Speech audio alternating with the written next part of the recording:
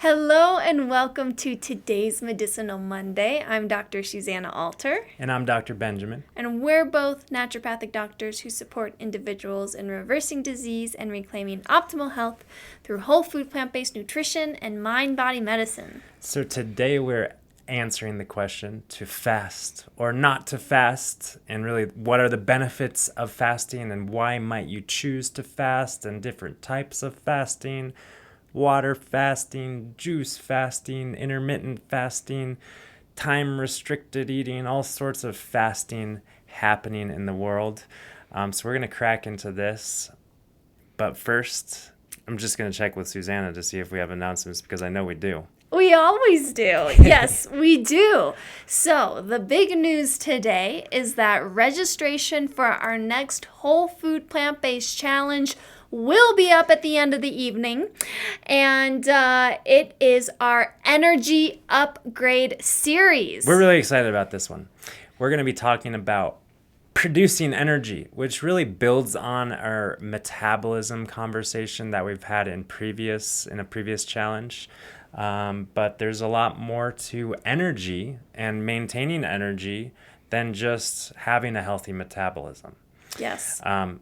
Hint, hint. Sleep and the adrenal glands and those things that keep you awake, and caffeine and things like that. It's gonna be good. Yeah, so this challenge isn't just for people who have energy issues. It's also for people who are wanting to optimize the healing energy in their body to reverse any disease that they're in the process of reversing. Yep. Also really for anyone, because I hear it's from so many people who start eating a whole food plant-based lifestyle. They get to this point where they realize, wow, I didn't realize I could feel this good. And then it just keeps getting better and better and better and better. So if you want to feel just better and better and better, come join us in this challenge. Yeah, and a lot of people have these kind of limiting beliefs or mindsets like, oh yeah, my energy was good up until this point, up until I got this bug, or up until I hit menopause, or up until I hit age 42, or up until this. But we're going to break through that. I guarantee it. Fact. But anyways, back to the conversation today on Medicinal Monday's topic of fasting. Let's just get right to it. I mean, fasting is hugely medicinal, and let's just think about why that is. And really, the power of fasting boils right down to the granular fact that the body heals itself. So if we take away everything, and we just strip everything from what's coming into our mouth, maybe, some good purified spring water, but just take everything else away. Then we remove all of the possible obstacles, and we allow the body, the environment for it to heal itself.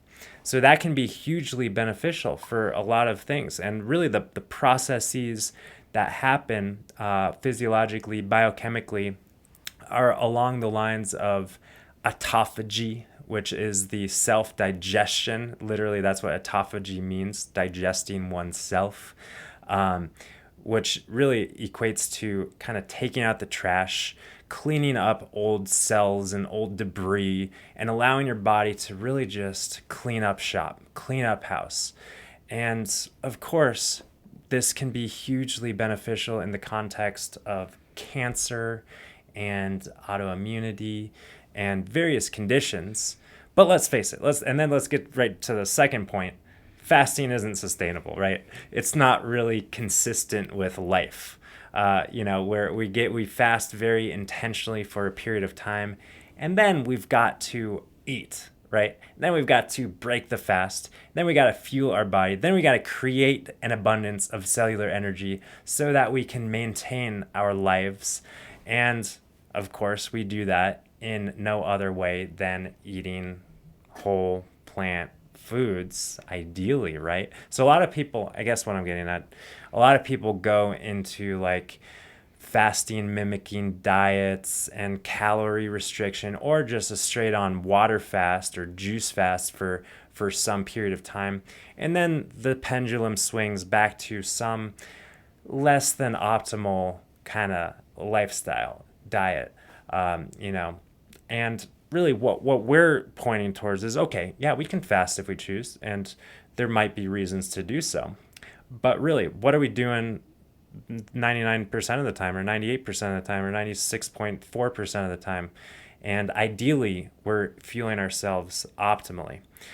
So that's fasting in a nutshell. And then I guess we can crack into the intermittent fasting conversation, which is so very, a hot topic. Yeah. Well, should we dive right into that, or should we kind of lay out all the different versions of fasting that there are? Because we talked about water fasting. Yeah. Water fasting is definitely most powerfully therapeutic, and for me, it's like I reserve it for those conditions that could really receive a huge benefit from it. When Like we're what? living like you said, like cancer, autoimmune conditions, also heart disease, obesity, really bad blood sugar dysregulation. I did want to bring up the fact that a lot of people who are stuck in unhealthy patterns, we'll just call it kind of food addiction. A lot of people who are stuck in just choosing the wrong foods.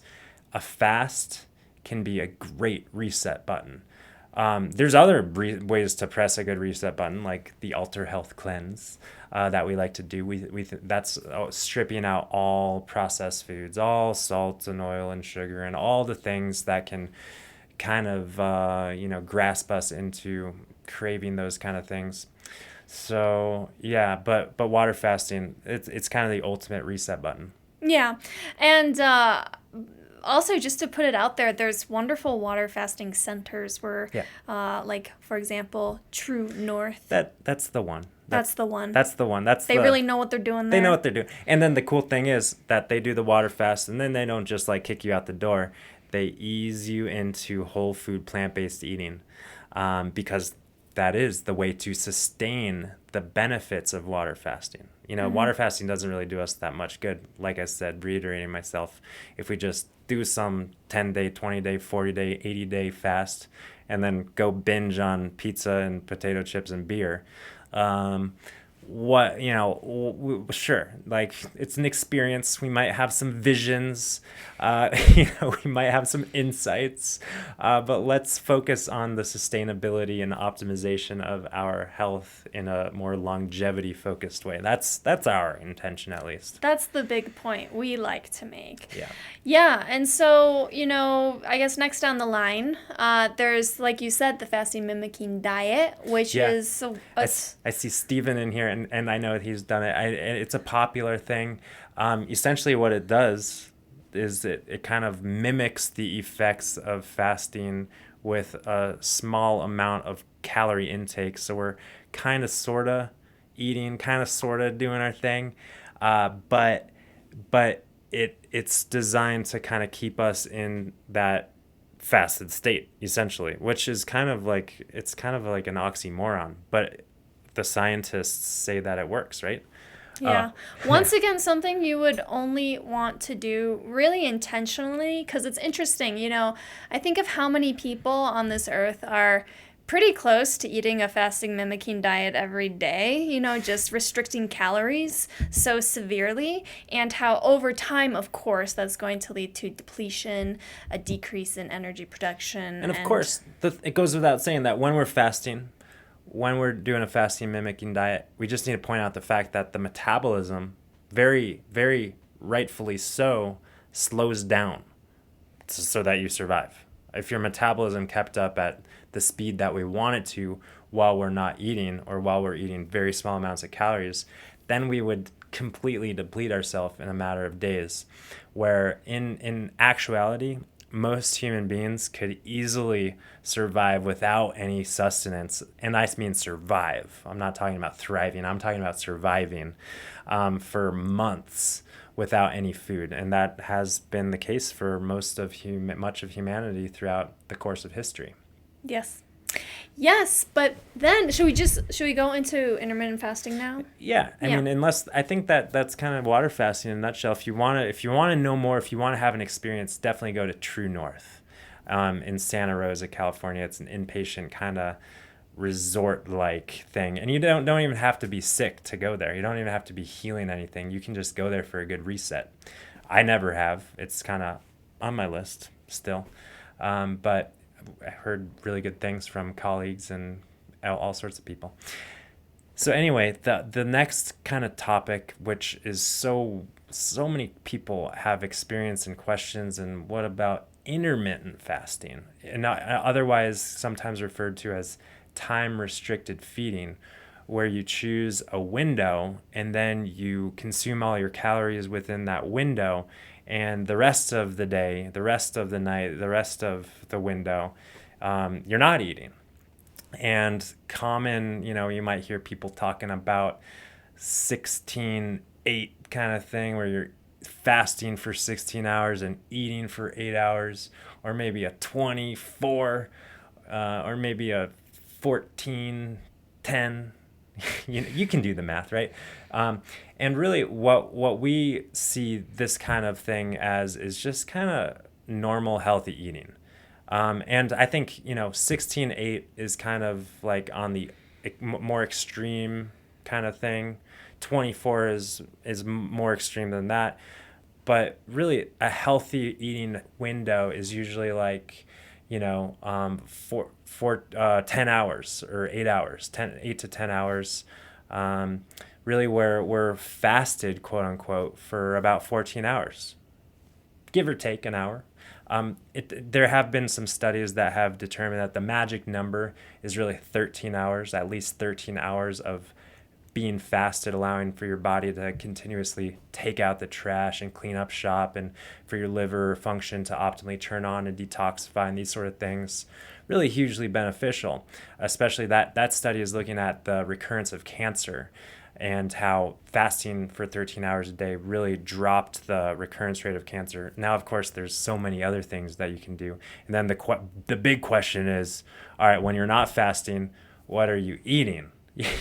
Because, oh man, a lot of people just think that, all I got to do is not eat for 20 hours a day, and then I can binge on whatever I want, and I'm going to be good to go. And I would say that not eating for 20 hours a day and binging on whatever you want is better than binging on whatever you want for 20 hours a day and then not eating for 4 hours a day or something like that. There are benefits. But once again, to get the most bang for our buck, we really want to be practicing non-extreme kind of healthy eating patterns. And when we are eating, we're wanting to focus on the most nutrient-dense, whole food, plant-based, carbohydrate-rich, real foods that don't have nutrition labels and junk and oils and stuff like that, and salt and sugar and things like that.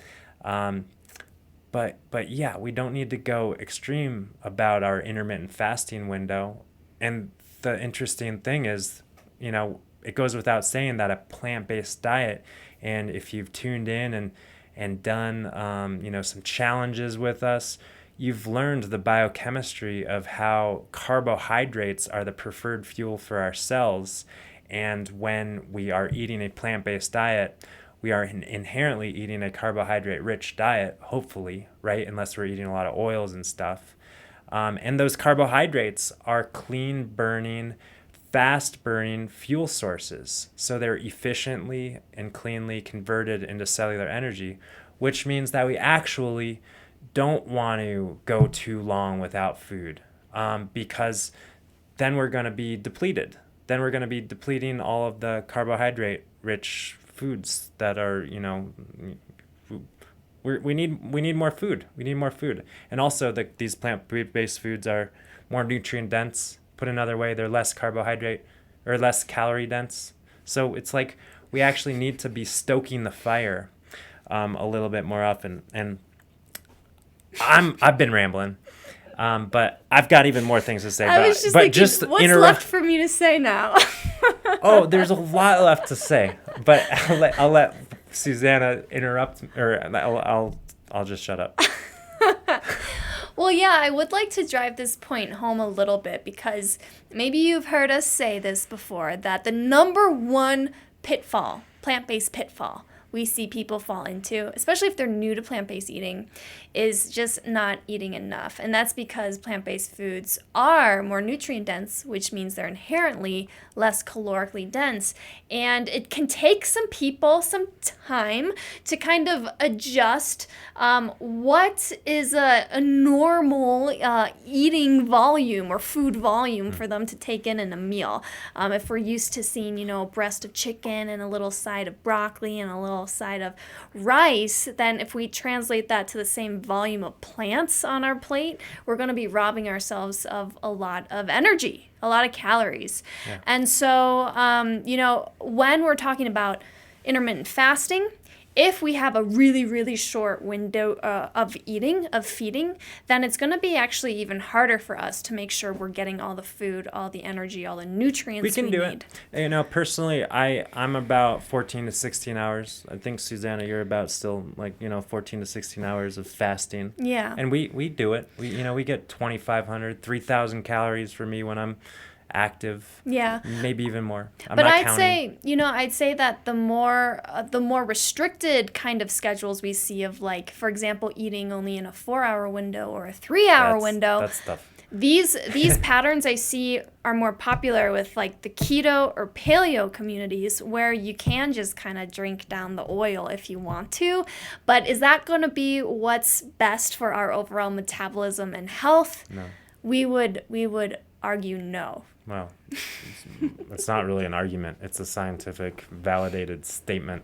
Yikes. But nonetheless, people do it. And the other thing that I wanted to address, because I've been this phrase has been it's been uttered so much in mainly those communities, the paleo and keto and carnivore kind of communities. People talking about metabolic flexibility. Have any of you out there heard the term metabolic flexibility? What that means is that your metabolism is flexible to be able to metabolize carbohydrates for fuel, as well as metabolize fat as fuel. And there's this myth or this notion or this idea that in order to become metabolically flexible, we need to eat tons of fat and restrict carbohydrates, or B, we need to starve ourselves or fast ourselves for an extended period of time. But human beings are inherently metabolically flexible. We have the ability to utilize carbohydrates for fuel, which we do so preferentially over fats. But once we deplete our glycogen stores, once we have fasted for usually about 13, 14 hours, then we really do dip into predominant fat burning mode. And we don't need to take any magic pill or MCT oil or keto this or that in order to allow our body to do that. Our body knows how to do it. It's got the programming for millions of years. Now, that being said, people who are used to eating every few hours and not fasting for 10, 12, 14, 16 hours overnight, a lot of people have their midnight snack and wake up and jump right to toast and bacon and stuff. But those people might have a quote unquote harder time breaking free from that. But they still have the programming to do that. They're still metabolically flexible. They just need to forego the bacon and toast first thing in the morning and go for a walk and ditch the midnight snack before bed and, just have dinner and breakfast in the normal sort of way. And they don't need to, drink MCT oil or have a bulletproof coffee in order to become metabolically flexible or something like that. So hopefully that makes sense. I've just been, like I said, hearing that uttered a lot lately. And I'm like, I'm metabolically flexible and I eat about 70 to 80% carbohydrates. I know that I'm metabolically flexible because I go 14, 16, 18, whatever hours without food and I burn fat just like you, just like the keto guy. I can burn fat too. Look at me. I choose not to because carbohydrates provide more energy, more clean burning fuel. And carbohydrates, once again, they're just naturally built into the nutrient dense whole plant foods. And that's like what nature gives us straight from the earth. Unprocessed, avoiding the middlemen of the animals, that sort of thing. Yeah. Yeah, I guess one last thing I'd like to say in regards to intermittent fasting is for any of those kind of perfectionists out there who think like more is better, just a reminder really to tune in with the messages from your body. I learned this from my own experience. I remember in med school we learned about the benefits of intermittent fasting. And I remember, wanting to really strive for that 16 hours, like really, really strive. And I'd get up in the morning and it's not like I was hungry right away, but in trying to strive for that perfection, I remember really kind of ignoring the messages of my body that, it did want to break its fast a little bit earlier most of those days. And so I think it's just really important that people honor the messages of their body and that, it's not necessarily more that's better. There's actually some research that shows for women, for example, a really extended overnight fast might actually have some negative effects on the reproductive system, which makes sense because the reproductive system really needs to have its nourishment in order for it to continue to function properly. And so, just another kind of reminder. Mm-hmm. Yeah, I think that's a good kind of note to wrap up on, just trusting the wisdom of the body. And boy, yeah, I'll tell you, every day is not the same, right? And probably for you as well. So to have that structure and to really kind of have those rules carved in stone to live by, I don't know how supportive it is for overall health and well-being. Allowing for some flexibility and tuning into what the body wants when the body wants it. And yeah, every once in a while, we will have a late night snack. And it's like, I guess we ate an early dinner and I want a banana or something before bed. I want a couple dates. I want a bowl of ice cream. What? I remember one night we came back from dinner out and we didn't eat enough and we were like, it was like, peanut butter toast. I don't remember that one. Yeah. It's so unlike us. We were kind of laughing at ourselves like, this is so unlike us. Yeah. But it's okay. Every day is not the same, and there's no hard, fast rule. And maybe if you have peanut butter toast at 9 or 10 at night, maybe you aren't hungry for breakfast until 10 or 11 or noon. But if you're hungry at 10 and it's like, oh my gosh, I only got 12 hours of fasting, let it go. Let it go. Because what you do 99% of the time is utterly more important than what you do on a rare occasion. So sustainability and just longevity is the key to health, really. Yes. So I think we hit all the high notes as far as fasting is concerned. Really quite simple just to wrap up. Yes, fasting has its benefits. Prolonged water fasting has its benefits to support autophagy and self-regulation, self-healing of the body. Totally. But what we do in the big picture, long-term, sustainably, is way more important than crash fast and intermittent fasting also. Balancing it for what feels good for you. But yes, going at least 13 hours or so consistently, not just on the weekends or not just on, a lot of people just like do whatever they want on the weekends or whatever. Why? Why not just give yourself routine and rhythm and nourishment on a normal basis rather than swing that pendulum? Anywho. Yes. That's about a wrap on the topic of fasting. And just a quick reminder for our upcoming Whole Food Plant-Based Challenge. The next one starting, we didn't even announce the start date. It's June 7th, a couple Mondays from now. And registration will be open. And I don't know the link off the top of my head, but we'll let you know. Yeah. And, we'll post that registration link in the Facebook group, on the YouTube page. We'll be sending emails about it, but you know where to find us, hopefully. Exactly. So thanks for hanging with us, and we look forward to catching you next time. Bye for now. Peace and love.